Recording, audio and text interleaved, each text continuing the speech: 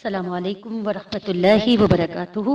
کیسے ہیں آپ سب؟ امید ہے مانو صحت کی بہترین حالت پہ ہوں گے۔ اللہ سے دعا ہے آپ کو اور آپ کے پیاروں کو اپنے حفظ و امان میں رکھے، ایمان اور صحت کی بہترین حالت میں رکھے۔ الحمدللہ صحابیات کی زندگی کا بہت خوبصورت سفر، اور الحمدللہ اللہ تعالیٰ کا شکر ہے کہ اللہ نے ہمیں زندگی میں سعادت بخشی کہ ہم ان نیک خواتین کا تذکرہ پڑھیں، سنیں اور پھر ان کی سیرت سے سیکھ کر عمل کرنے کی کوشش کریں۔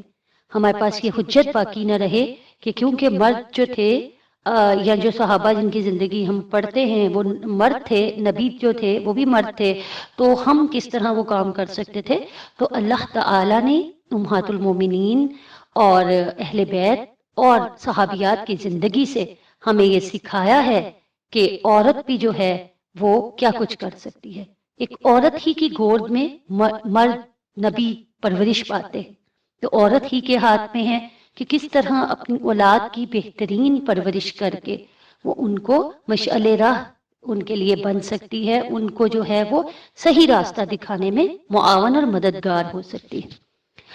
اللہ کا نام لے کے شروع کرتے ہیں۔ رب اشرح لی صدری ویسر لی امری واحلل عقدۃ من لسانی یفقہوا قولی رب زدنی علما وتوفیق عملا رب یسر ولا تعسر وتمم بالخیر وبک نستعین سبحانک لا علم لنا الا ما علمتنا انک انت العلیم الحکیم وتب علینا انک انت التواب الرحیم نحمده ونصلی علی رسولہ الکریم اما بعد اعوذ باللہ من الشیطان الرجیم بسم اللہ الرحمن الرحیم۔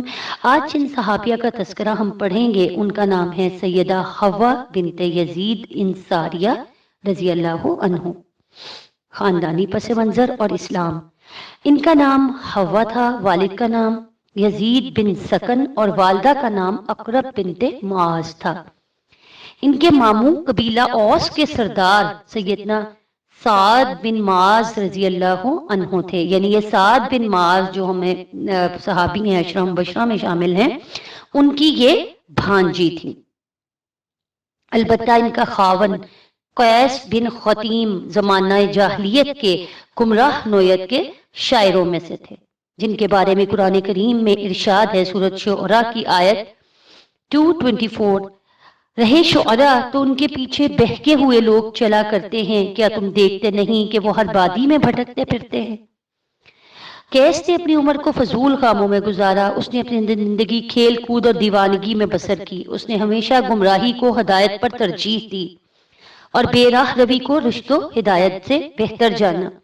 وہ پرلے درجے کا گمراہ شخص تھا، لیکن اس کی بیوی حوا اس کے طرز عمل کے خلاف تھیں۔ اللہ تعالیٰ نے ان کے ساتھ خیر و بھلائی کا ارادہ کیا کہ جلد ہی اسلام کی طرف رہنمائی کر دی۔ انہوں نے اسلام قبول کر لیا، لیکن انہوں نے اپنے مسلمان ہونے کو اپنے خاوند سے چھپائے رکھا۔ دراصل وہ اس کے برے سلوک سے خود بھی بچنا چاہتی تھی اور اپنے پسندیدہ دین کو بھی بچانا چاہتی تھی۔ ان کا اپنے خاوند کے ساتھ ایسا ہی حال تھا جیسا حال سیدہ آسیہ کا اپنے خاوند فرعون کے ساتھ تھا۔ سیدہ حوا کی یہ دلی خواہش تھی کہ اس کے خاوند کو اللہ تعالی ایمان کی نعمت سے سرفراز کر دے، تاکہ وہ اپنے خیالات و احساسات کے لحاظ سے اس کے قریب ہو سکے، اس کی خوشی میں شریک ہو سکے اور درد و الم کے لمحات میں ان کی غم خواری کر سکے۔ یہ کتنی پیاری خواہش ہے نا کہ جو ہمیں چیز اپنے لیے پسند ہے ہم اپنے شریک حیات کے لیے بھی اس بھلائی کو پسند کریں۔ یعنی یہ نہیں ہے کہ خیر و بھلائی میں اگر ہم خود آگے بڑھ رہے ہیں اور ہم دوسرے کو لاپرواہ دیکھتے ہیں تو ہم کہیں ٹھیک ہے یہ تو خود نہیں کر رہے اور بس ان کی قسمت میں ہی ایسے لکھا ہوگا، یا میں ان کو کیوں کہوں یہ تو مجھ سے ناراض ہو جائیں گے یا واٹ ایور۔ نہیں، جو ایک نیک خاتون کا طرز عمل ہوتا ہے وہ سیدنا حوا والا ہوتا ہے، کیا کہ جیسے میرے دل میں اللہ نے ایمان کی رمق جگائی ہے ویسے ہی اللہ تعالیٰ میرے زوج کے دل میں بھی یہ رمق جگا دے۔ اگر شوہر ہے تو اس کو اپنی بیوی کے لیے دعا کرنی چاہیے۔ ہمارے پاس نبی پاک صلی اللہ علیہ وآلہ وسلم نے جو دعائیں بتائی ہیں اس میں سے دعا بھی آتی ہے جس سے ہمیں پتہ چلتا ہے کہ کتنا ضروری ہے نہ صرف اپنے لیے خیر کی طلب کرنا بلکہ اپنے گھر والوں کے لیے بھی۔ دعا ہے ربنا حب لنا من ازواجنا وذریاتنا قرۃ اعین وجعلنا للمتقین اماما۔ تو اس دعا کو اپنی زندگی کا حصہ بنائیے تاکہ جو ہے اللہ تعالیٰ اس دعا کے ثمر سے ہمارے گھر والوں کو اپنے قریب کر لے۔ سیدہ حوا نے اپنی ایمان کو ہر چیز پر ترجیح دی، یہاں تک کہ انہوں نے ایمان کو اپنی زندگی پر ترجیح دی اور اپنے دل کو ایمان کا خوگر بنا لیا۔ ان کی حالت یہ ہو گئی کہ اسلام اور ایمان کی حالت میں مر جانا ان کو شرک اور بت پرستی کی زندگی سے زیادہ محبوب دکھائی دینے لگا۔ سبحان اللہ۔ جب وہ سورۃ شعراء کی آیات پڑھتیں تو ان کے دل میں یہ تمنا پیدا ہوتی کہ کاش اس کا خاوند شعراء کے اس طبقے میں شامل ہو جائے جن کو اللہ نے گمراہی سے مستثنی قرار دیا ہے۔ سورۃ شعراء آیت نمبر 226، سوائے ان لوگوں کے جو ایمان لائے اور جنہوں نے نیک عمل کیے اور اللہ کو کثرت سے یاد کیا، جب ان پر ظلم کیا گیا تو صرف بدلہ لے لیا اور ظلم کرنے والوں کو ان قریب معلوم ہو جائے گا کہ وہ کس انجام سے دوچار ہوتے ہیں۔ قرآن کریم نے شعراء کو دو طبقوں میں تقسیم کیا۔ ایک طبقہ تو اللہ اور رسول کے ہاں ناپسندیدہ تھا۔ شعراء کا یہ طبقہ ان گمراہ لوگوں پر مشتمل ہے جو حرام کا ارتکاب کرنے میں کوئی خوف محسوس نہیں کرتے، نہ ہی تباہ کر دینے والے اعمال سے باز آتے ہیں۔ وہ منکرات کی طرف سرپٹ دوڑتے ہیں اور اچھے کاموں سے کنارہ کشی اختیار کرتے ہیں۔ اللہ ہمیں ان سے بچائے اور دور رکھے، آمین۔ اور شعراء کا ایک طبقہ قابل ستائش ہے۔ اللہ اور رسول مقبول صلی اللہ علیہ وآلہ وسلم اس قسم کے شعراء کو پسند کرتے ہیں۔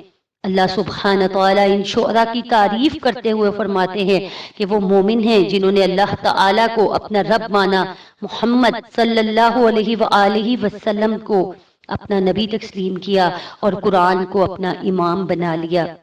وہ اسلام کے احکامات پر عمل پیرا ہوئے اور جن کاموں سے اسلام نے روکا باز رہے، وہ نیک عمل کرتے ہیں اور برے کاموں سے پہلو تہی اختیار کرتے ہیں، بلکہ وہ اپنے جملہ اقوال و افعال اور تمام تر معاملات میں اللہ سبحانہ وتعالیٰ کو یاد رکھتے ہیں۔ وہ شعراء لوگوں کے ظلم و ستم پر خاموش نہیں رہتے جو اللہ کے رسول اور اہل ایمان پر کیے جاتے ہیں۔ وہ اپنے اشعار کو خدمت اسلام کے لیے وقف کرتے ہیں۔ سیدہ حوا رضی اللہ کبھی کبھار اپنے دل سے سوال کرتی کہ میرا خاوند نبی کریم صلی اللہ علیہ وآلہ وسلم کے پسندیدہ شاعروں سیدنا حسان بن ثابت اور سیدنا عبداللہ بن رواحہ کا اسلوب اختیار کیوں نہیں کرتا؟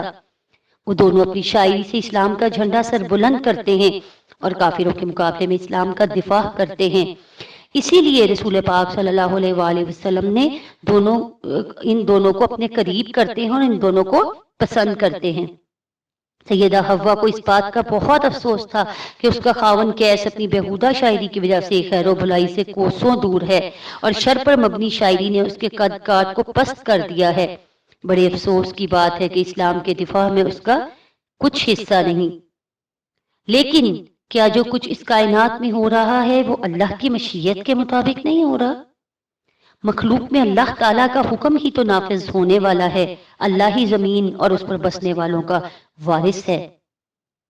فرعون کی بیوی آسیہ کے نقش قدم پر سیدہ حوا رضی اللہ اپنے دینی فرائض کو خفیہ انداز میں مسلسل سر انجام دیتی رہیں۔ انہوں نے اپنے خاوند کو پتہ نہ چلنے دیا، لیکن یہ راز کب تک چھپا رہ سکتا تھا؟ کیا سیدہ حوا رضی اللہ اپنے مسلمان ہونے کو زیادہ دیر تک سیغہ راز میں رکھ سکتی تھی؟ یہ کام تو بہت محال ہے، کیونکہ ہر شخص اپنے گھر میں جب چاہے آ سکتا ہے، جس وقت چاہے اپنے گھر میں داخل ہو سکتا ہے۔ یہ بھی ممکن ہے کہ خاوند ایسے وقت میں گھر آ جائے جب اس کی بیوی نماز ادا کر رہی ہو، یا وہ اپنی بیوی کو اپنے ساتھ کھانا کھانے کی دعوت دے اور وہ اس وقت روزے میں ہو، تو ایسی صورت میں وہ کیا کرے گی؟ تو سیدہ حوا رضی اللہ کہ مسلمان ہونے کا راز بھی زیادہ دیر تک چھپا نہیں رہ سکا۔ ایک دن ان کے خاوند نے انہیں نماز پڑھتے دیکھ لیا اور پھر اس نے یہ منظر بھی بچشم خود دیکھا کہ اس کی بیوی چمڑے اور کھجور کی چھال پر لکھا ہوا کوئی ایسا کلام پڑھ رہی ہے جو پہلے اس نے کبھی نہیں سنا۔ وہ کلام اسے بڑا ہی عجیب و غریب محسوس ہو رہا تھا۔ اس نے اپنے دل سے سوال کیا، کیا یہ عورت مجھے بتائے بغیر ہی مسلمان ہو گئی ہے؟ اس سے مجھ سے اجازت لیے بغیر اسلام قبول کر لیا۔ گویا کہ یہ چھوٹا فرعون بڑے فرعون کے نقش قدم پر چلنے لگا، جس نے ان جادوگروں کو دھمکی دیتے ہوئے کہا تھا، جو موسیٰ اور ہارون علیہ السلام کے رب پر ایمان لے آئے تھے اور انہوں نے اللہ تعالی کی وحدانیت کا اقرار کر لیا تھا۔ فرعون کی طرف سے دی گئی دھمکی کو قرآن میں کچھ اس انداز سے پیش کیا گیا۔ ارشاد باری تعالی ہے، سورۃ طٰہٰ آیت نمبر 60۔ فرعون نے کہا کہ تم اس پر ایمان لے آئے قبل اس کے کہ میں تمہیں اس کی اجازت دیتا۔ معلوم ہو گیا یہ تمہارا گرو ہے جس نے تمہیں جادوگری سکھائی تھی۔ اچھا، اب میں تمہارے ہاتھ پاؤں مخالف سمتوں سے کٹواتا ہوں اور کھجور کے تنوں پر تم کو سولی دیتا ہوں، پھر تمہیں پتہ چل جائے گا کہ ہم دونوں میں سے کس کا عذاب زیادہ سخت اور دیر پا ہے۔ ارے مغرور چھوٹے سے شاعر جابر فرعون، تم دونوں اپنے آپ کو کیا سمجھتے ہو؟ تمہاری رائے کو اختیار کیا جائے کہ اللہ پر ایمان کب لایا جائے؟ کیا اللہ تعالی کی وحدانیت کا اقرار کرنے کے لیے گمراہ لوگوں کی اجازت اور موافقت ضروری ہے؟ اللہ اکبر! اللہ ہی کی ذات اس کائنات کی مالک ہے، اس کائنات کی ہر چیز فانی ہے، اللہ کی ذات کو بقا حاصل ہے۔ سیدہ حوا رضی اللہ کے خاوند قیس نے اس بات کا انتظار نہ کیا کہ وہ نماز پوری کر لے اور پھر اس سے پوچھے کہ اس نے اسلام قبول کیوں کیا۔ وہ اپنے رب کے حضور سجدے میں تھیں کہ اس نے اسی حالت میں اوپر اٹھایا اور پھر زمین پر پٹخ دیا اور اپنی اس شیطانی حرکت پر دانت نکالنے لگا۔ وہ اپنی بیوی کو زمین پر گرا دیکھتے ہوئے کندھے اچکا کر مسکرانے لگا۔ دوسرے دن اس فاسق کافر نے ایک اور گھناؤنی حرکت کی۔ قصہ ہوا یہ کہ سیدہ حوا رضی اللہ سجدے میں تھی، ان کے خاوند نے پیچھے سے ان کی ٹانگوں کو پکڑ کر اتنا اوپر اٹھایا کہ سیدہ حوا رضی اللہ کا سر زمین پر لگ گیا۔ پھر شیطان صرف ناہنجار نے ان کو دوسری طرف الٹ دیا۔ یہ صبر کی پیکر مومنہ خاتون رونے کے سوا کچھ نہ کر سکیں۔ انہوں نے اس کافر خاوند کے خلاف اپنے اللہ سے مدد طلب کی کہ وہ ان کے لیے اس مصیبت سے نکلنے کا کوئی راستہ بنا دے اور اس عذاب سے چھٹکارا دے کر فرحت و انبساط کے لمحے نصیب کر دے۔ صبر کا دامن تھامے بغیر ان کے لیے کوئی چارہ نہ تھا۔ انہوں نے اپنے رب سے مدد کی تمنا کی اور اپنے فضل و کرم سے اس فاجر و فاسق پر اس کو غلبہ عطا کرے۔ سیدہ حوا رضی اللہ پر خاوند کا ظلم و ستم مسلسل ہونے لگا۔ اس نے پوری ڈھٹائی کے ساتھ اپنی بیوی کو ظلم کا نشانہ بنایا۔ وہ ان کے ساتھ انتہائی برا سلوک کرتا، اپنی نازیبا حرکات سے باز نہ آیا کیونکہ وہ کسی ایسے دین کا پابند نہیں تھا جو اسے خوفزدہ کرے۔ اللہ اکبر! جو شخص اخلاق اور دین سے محروم ہو وہ منکرات کا ارتکاب کرنے میں دلیر ہوتا ہے۔ گناہ جب کرنے کا بہت دل چاہ رہا ہو نا، جب گناہوں میں لطف آ رہا ہو، تو اس وقت یہ سوچ لیں کہ جو شخص اخلاق اور دین سے محروم ہو اس کو منکرات یعنی منع کی ہوئی چیزوں کا ارتکاب کرنے میں اس کے اندر دلیری آ جاتی ہے، یعنی اس کو ڈر نہیں لگتا۔ قیس کی اپنی بیوی کے ساتھ سختی کب تک جاری رہ سکتی تھی؟ آخر وہ اس کو کب تک ظلم کا نشانہ بناتا؟ انصار کی تمام عورتوں کو پتہ چل گیا کہ سیدہ حوا کا خاوند ان کے ساتھ بڑی سختی سے پیش آ رہا ہے، اسے ظلم و ستم کا نشانہ بنا رہا ہے۔ اس دلخراش داستان کا تذکرہ ہر زبان پر تھا۔ سیدہ حوا رضی اللہ پر ڈھائے جانے والے ظلم و ستم کی خبر ہر گھر تک پہنچ گئی تھی۔ یہ بات مدینہ منورہ میں پھیل چکی تھی۔ پھر یہ خبر پھیلتی ہوئی مکہ معظمہ میں نبی پاک صلی اللہ علیہ وآلہ وسلم تک پہنچ گئی۔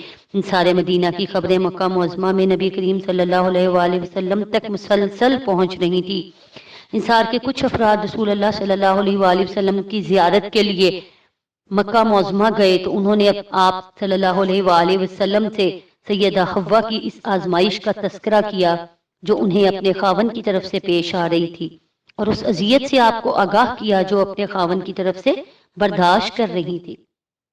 تنگی کے بعد آسانی۔ ایک دفعہ حج کے موسم میں قیس بن خطیم اہل مدینہ کے وفد کے ساتھ مکہ معظمہ کی طرف روانہ ہوا۔ قیس بن حطیم کون؟ سیدہ حوا کا خاوند۔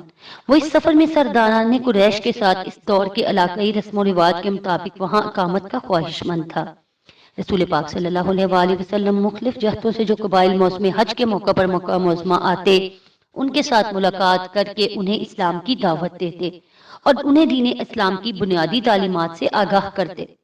جس وقت میں قیس بن خطیم شامل تھا، وہ مکہ معظمہ کے مشہور و معروف میلے ذی المجاز میں آیا ہوا تھا۔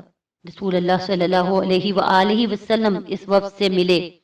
آپ صلی اللہ علیہ وآلہ وسلم نے قیس بن خطیم کے سامنے اسلامی تعلیمات کو پیش کیا۔ اس نے رسول اللہ صلی اللہ علیہ وآلہ وسلم کی باتیں بڑی توجہ سے سنی اور یہ کہا کہ آپ بڑے عمدہ دین کی طرف دعوت دے رہے ہیں، آپ مجھے کچھ دیر مہلت دیں تاکہ میں مدینہ منورہ واپس جا کر ٹھنڈے دل سے ان باتوں پر غور کر سکوں جو آپ نے مجھے بتائی ہیں۔ آج کل تو قبیلہ اوس اور قبیلہ خزرج کے درمیان لڑائی ہو رہی ہے، یعنی دل مائل ہوا تھوڑا نیکی کی طرف، مگر کیونکہ بدی غالب تھی تو اسی وقت اقرار نہیں کیا، بہانہ بنا دیا، کوئی نہ کوئی ایسا بہانہ جس کا اس کے ایمان کے ساتھ کوئی تعلق نہیں تھا۔ اسی لیے کہتے ہیں کہ جب نیکی کا موقع سامنے آئے تو اس کو لپک جانا چاہیے، لے لینا چاہیے، اس میں دیر نہیں کرنی چاہیے، بیکاز دیر کرنے سے کئی مرتبہ یہ ہوتا ہے کہ سستی ہو جاتی ہے اور شیطان غالب آ جاتا ہے۔ رسول اللہ صلی اللہ علیہ وآلہ وسلم کی دلی تمنا تھی کہ قیس بن خطیم اسلام قبول کر لے، اس لیے آپ اس کے ساتھ گفتگو کا سلسلہ دراز کر رہے تھے، اسے اسلام قبول کرنے پر آمادہ کر رہے تھے، لیکن قیس اپنے موقف پر ڈٹا ہوا تھا۔ رسول اللہ صلی اللہ علیہ وآلہ وسلم نے اس موقع پر کہا، اے ابو یزید، مجھے یہ پتہ چلا ہے کہ تم اپنی بیوی حوا کے ساتھ بدسلوکی سے پیش آ رہے ہو۔ جب سے اس نے تیرے دین کو چھوڑ کر اسلام قبول کیا ہے تم اس کے ساتھ بہت برا سلوک کر رہے ہو۔ اللہ سے ڈرو اور مجھ سے وعدہ کرو کہ اس بیچاری کو تم آئندہ کچھ نہیں کہو گے۔ قیس بن خطیم نے صاف کوئی کا مظاہرہ کرتے ہوئے کہا، میں آپ سے وعدہ کرتا ہوں کہ آج کے بعد میں اسے کچھ نہیں کروں گا، کچھ نہیں کہوں گا، اس طرح ہوگا جسے آپ پسند کرتے ہیں، میں اس کے ساتھ حسن سلوک سے پیش آؤں گا۔ جب قیس مدینہ منورہ پہنچا تو اس نے اپنی بیوی سے کہا، اے حوا، کیا تم جانتی ہو کہ میری ملاقات محمد صلی اللہ علیہ وآلہ وسلم سے ہوئی تھی؟ انہوں نے دوران گفتگو مجھے تلقین کی ہے کہ میں آپ کے ساتھ حسن سلوک سے پیش آؤں، اور میں نے ان سے وعدہ کر لیا ہے کہ آج کے بعد میں اسے کوئی غضب نہیں پہنچاؤں گا، اور میں اللہ کی قسم اپنے وعدے کو نبھاؤں گا۔ یہ بات سن کر سیدہ حوا رضی اللہ خوش ہو گئیں کہ چلو شکر ہے کہ روز کی جھک جھک سے چھٹکارا ملا۔ یہ خوشخبری سن کے انہوں نے اپنے مسلمان ہونے کا عام اعلان کر دیا، جو راز تھا وہ ظاہر کر دیا، کیونکہ انہیں اپنے خاوند کی طرف سے کسی قسم کی جبر اور ایذا رسانی کا خطرہ نہ تھا۔ کچھ وقت گزر جانے کے بعد رسول اللہ صلی اللہ علیہ وآلہ وسلم نے مدینہ منورہ کے ایک رہائشی سے سیدہ حوا رضی اللہ کے بارے میں پوچھا تو اس نے بتایا کہ وہ بالکل خیریت سے ہیں۔ رسول اللہ صلی اللہ علیہ وآلہ وسلم کو معلوم ہو گیا کہ قیس نے جو وعدہ کیا تھا اسے پورا کیا اور اس نے اپنی بیوی کو اس کی حالت پر چھوڑ دیا۔ جب رسول اللہ صلی اللہ علیہ وآلہ وسلم نے یہ سنا کہ اب سیدہ حوا پرسکون انداز میں زندگی بسر کر رہی ہیں اور خاوند کی طرف سے اب اسے کسی قسم کی کوئی تکلیف نہیں، تو آپ صلی اللہ علیہ وآلہ وسلم نے کہا، اس مجنون نے تو وعدہ پورا کیا۔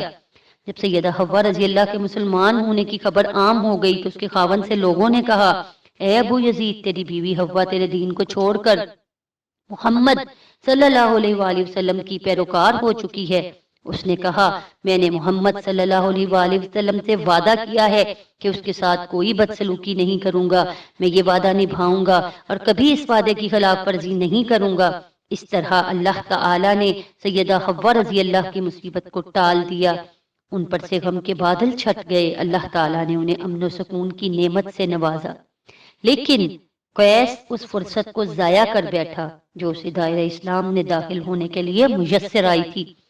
اسے مدینہ منورہ میں حالت شرک میں قتل کر دیا گیا، اس طرح وہ ہمیشہ کے لیے جہنم میں داخل ہو گیا۔ حدیث شریف کی روایت۔ پھر بیعت عقبہ ثانیہ کا موقع آیا۔ انصار نے 12 نمائندے منتخب کیے، ان میں سے 3 قبیلہ اوس اور 9 قبیلہ خزرج کے افراد تھے۔ ان سب نے اسلام قبول کرتے ہوئے رسول اللہ صلی اللہ علیہ وآلہ وسلم کے دست مبارک پر بیعت کر لی اور آپ کے ساتھ یہ معاہدہ کیا کہ آپ ہجرت کر کے مدینہ منورہ تشریف لے آئے تو ہم دل و جان سے آپ کی مدد کریں گے۔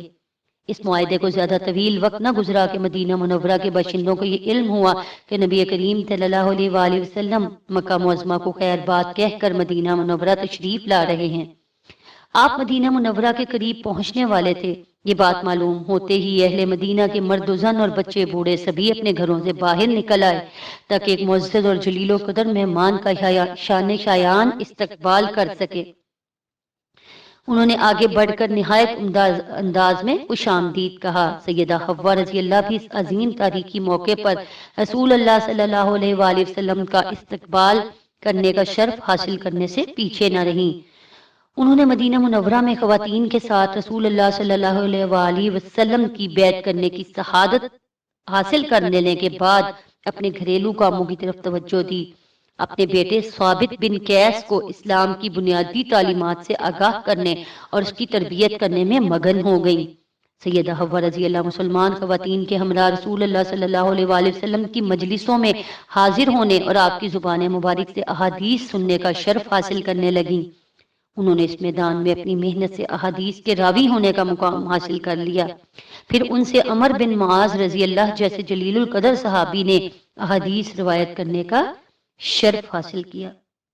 اے حوا، اللہ تعالیٰ نے تمہارے ساتھ خیر و بھلائی کا ارادہ کیا تو تمہیں ہدایت سے سرفراز کیا، اپنے دین کی نشر و اشاعت کے لیے باقی رکھا۔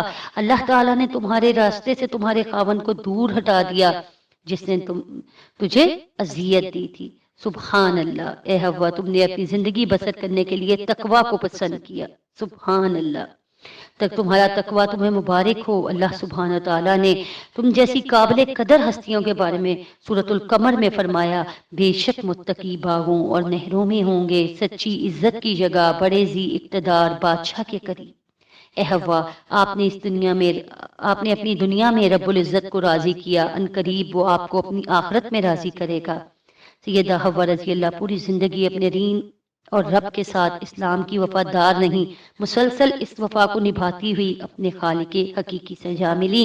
اللہ ان پر اپنے رحمت کی برکھا برسائے اور ان اپنے رضا سے نوازے، آمین یا رب العالمین۔ کتنے پیارے سبق ہیں اس میں۔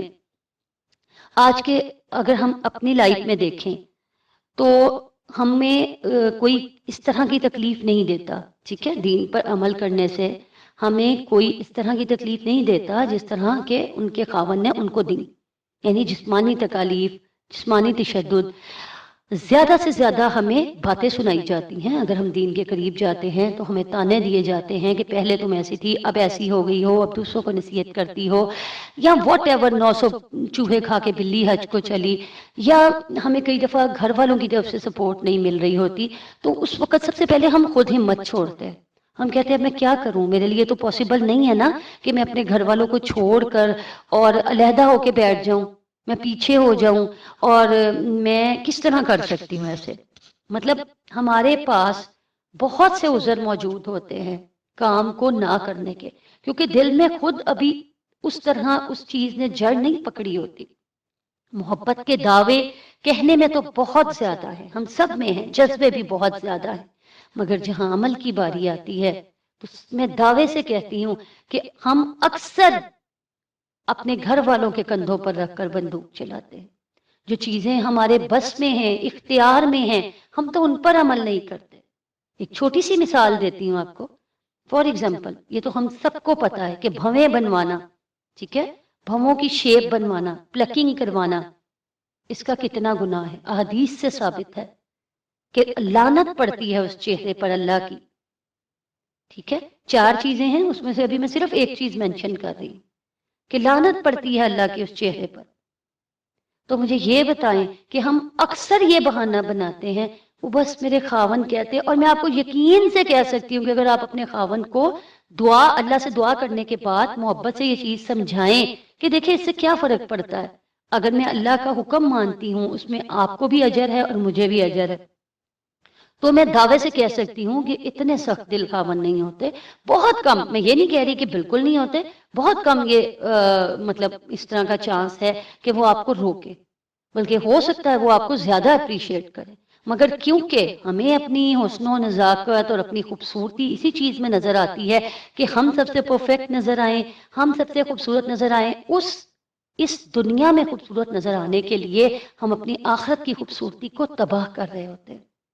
ذرا سوچئے گا ہم میں سے کتنے لوگ ہیں کہ جن کے خاوند ان کو مجبور کرتے ہیں کہ نہیں تم جاؤ پارلر پہ، تم جا کے پلکنگ کرا کے آؤ، تم بہت کم چانس ہوتا، بہت کم، ورنہ عموماً مرد جو ہیں جو تھوڑے سے بھی دین کی طرف راغب ہیں ان کو اتنا زیادہ نو ہاؤ نہیں ہوتا اس چیز کا۔ آپ اگر ایک پراپر طریقے سے رہیں، اپنے آپ کو صاف ستھرا رکھیں، اپنے آپ کو ایک مہذب انداز میں رکھیں، تو میرا نہیں خیال کہ یہ کوئی اتنا بڑا ایشو ہے جس کو ہم حل نہ کر، اور بالفرض اگر ہم کرتے ہیں اور اس پہ ہمیں تانے برداشت کرنے بھی پڑ جاتے ہیں تو واٹ ایور، ہو کیئرز۔ سیدہ حوا نے تو اتنا جسمانی تشدد تک برداشت کیا، ہم سے چند باتیں برداشت نہیں ہوتی، ہم تو چند باتوں پہ ہی ہمت ہار بیٹھتے ہیں کہ نہیں مجھے لوگ کیا کہیں گے، خاندان والے میرا مذاق اڑائیں گے، میرے خاوند مجھے مذاق کریں گے۔ ہم سے اللہ کی خاطر چند جملے برداشت نہیں ہوتے؟ کس گمان میں ہیں ہم کہ اسلام لائیں گے اور ہمیں ایسے ہی چھوڑ دیا جائے گا؟ کیا آزمایا نہیں جائے گا؟ بھول ہے آپ کی اور میری۔ اگر آج ہم یہاں اس پلیٹ فارم پر اکٹھے ہیں، یہ باتیں میرے منہ سے ادا ہو رہی ہیں اور آپ کے کانوں میں پڑ رہی ہیں، تو بے شک یہ اللہ کی پلاننگ کا حصہ تھے۔ آپ کو یہ سنوایا جانا اللہ کی پلاننگ کا حصہ تھا۔ کیوں؟ کہ تاکہ ہم خیر کی طرف لپکیں، برائی کو چھوڑیں، ان صحابیات کی زندگی کو دیکھیں اور ان سے سبق حاصل کریں۔ تو امید کرتی ہوں کہ انشاءاللہ ہم سب اس چیز کو پاسبل بنائیں گے کہ اپنی زندگی سے جن منکرات کو دور کر سکتے ہیں، جہاں جہاں اختیار ہے اس کو کرتے جائیں، اور ایک دن آئے گا انشاءاللہ ہمارا پورا گھرانہ ان چیزوں سے پاک ہو جائے گا۔ بات ہے آپ کی ثابت قدمی کی، بات ہے آپ کا پہلا قدم اٹھانے کی، بات ہے کہ آپ اپنی ذات اور اپنے رب کے ساتھ کتنا مخلص ہیں، بات ہے کہ اس رب کے ساتھ مخلص ہونے کے بعد اس کے حکم پر آپ کتنا لبیک کہتی ہیں، بات ہے کہ قرآن کے احکامات ہمارے دل پر کتنا اثر کرتے ہیں۔ یقین کریں ایک دفعہ گھر کی عورت ثابت قدم ہو جائے اور اللہ سے مستقل مدد مانگتی رہے تو اللہ تعالیٰ اس کے لیے آسانی کے ذرائع ضرور بنا دیتے ہیں، لیکن اس کے لیے ضروری ہے کہ ہماری زندگی میں رب کی نافرمانی شامل نہ ہو۔ ایک آخری بات کہ جب ہم رب کو نہ کہنا چھوڑ دیں گے تو اللہ تعالیٰ پوری کائنات کو ہماری تابعداری میں چلا دیں گے۔ کر کے تو دیکھیں، ایک ہمت کی ضرورت ہے، ایک قدم اٹھانے کی ضرورت ہے، اور پھر اللہ خود آپ کا ساتھ دیں گے۔ صرف ہمارے پہلے قدم کے منتظر ہوتے ہیں رب تعالیٰ۔ ہم ایک قدم اٹھاتے ہیں، وہ 10 قدم ہماری طرف لپکتے ہیں۔ تو کیوں اس موقع کو ضائع کریں؟ اگر آج خیر کی ایک تھوڑی سی رمق بھی دل میں جاگی ہے اور کوئی بھی گناہ چھوڑنے کا خیال دل میں آیا ہے تو سیدہ حوا کی طرح فوراً لبیک کہیں، اور فوراً سے پہلے گزشتہ پہ توبہ کر کے ایک عزم کر لیں کہ آئندہ یہ گناہ نہیں کرنا۔ نہیں تو کیس کی طرح اگر یہ موقع ہم نے گوا دیا تو یقین کریں پھر کیس حالت شرک میں مرا تھا، دوبارہ توفیق نہیں ملی تھی اس کو۔ اللہ تعالیٰ ہمارے سامنے بار بار ایک بات کو اسی لیے لاتے ہیں تاکہ ہم اس پر بہترین طریقے سے عمل کر سکیں۔ اپنا اور اپنے پیاروں کا بہت خیال رکھیے گا، دعاؤں میں یاد رکھیے گا۔ سبحانک اللہم و بحمدک، نشہد ان لا الہ الا انت، نستغفرک و نتوب الیک۔ السلام علیکم ورحمۃ اللہ وبرکاتہ۔